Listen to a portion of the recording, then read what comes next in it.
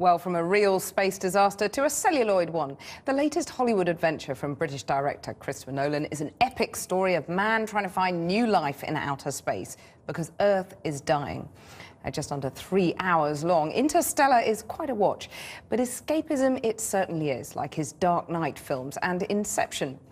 I went to meet the director and asked him if sci-fi films had a particular appeal in a world beset by fears of terrorism, Ebola and climate change.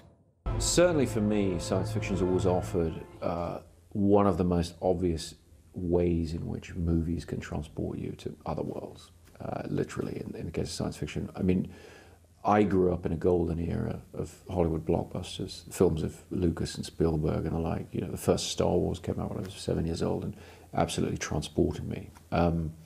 So I think science fiction to me has always stood for, you know, the ultimate expression of how you can literally invent, you know, an entire world. At its heart, there is these two relationships, really, between fathers and daughters. And it hinges very much on Cooper, the main character's guilt about leaving his children, particularly his daughter, behind. It's interesting because you're so used to seeing maternal guilt depicted in films and novels and so on. Interesting decision to look at paternal guilt. Well, I mean, I'm a father myself of 4 children, and I really sparked to that relationship in my brother's original script. I really loved the paradox, the tension that's there that we all relate to. I especially liked, and Matthew was able to convey this very strongly, is the guilt is of a particular kind because he has a massive duty, and I think there's not really any doubt that he has to go and do what he does.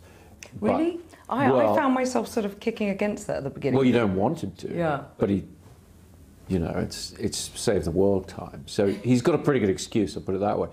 The film is nearly 3 hours long. I mean, it went pretty fast when I was watching it. But do you worry that in this sort of age of Twitter and short attention spans that people are going to, you know, be getting a bit fidgety? Well, you try and pace the film the way it needs to be paced, and it's the longest film I've made. But a lot of the big epics that I've enjoyed tremendously as an audience member have been pretty long. I like to think of it as value for money. You know, it's the same ticket price and you get a lot more film for it. The film does talk about cuts. That's sort of there in the background, you know, spending cuts. But it is revelling in what man can do, isn't it? Man or woman, I should say.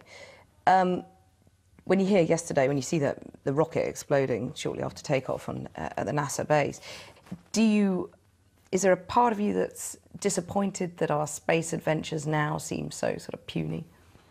Very much. I mean, I grew up in an era where there was still a lot of excitement around the space program. I mean, the shuttle, I remember its first launch and so forth.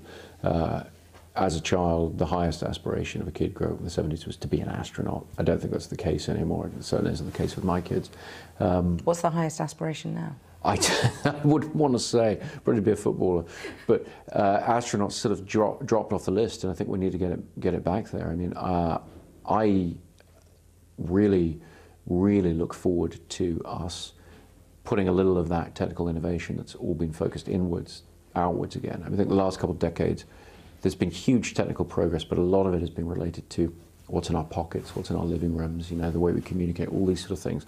I think it's time to take some of those great minds and those great innovations and spread them outwards, out into the wider universe. It's actually a pretty exciting time. We're right at the beginning of a very exciting time in space exploration, I feel, and I'm really looking forward to a lot more of that happening in my lifetime. You want us all to embrace the epic again? I think so. Christopher Nolan, thank you very much. Thank you.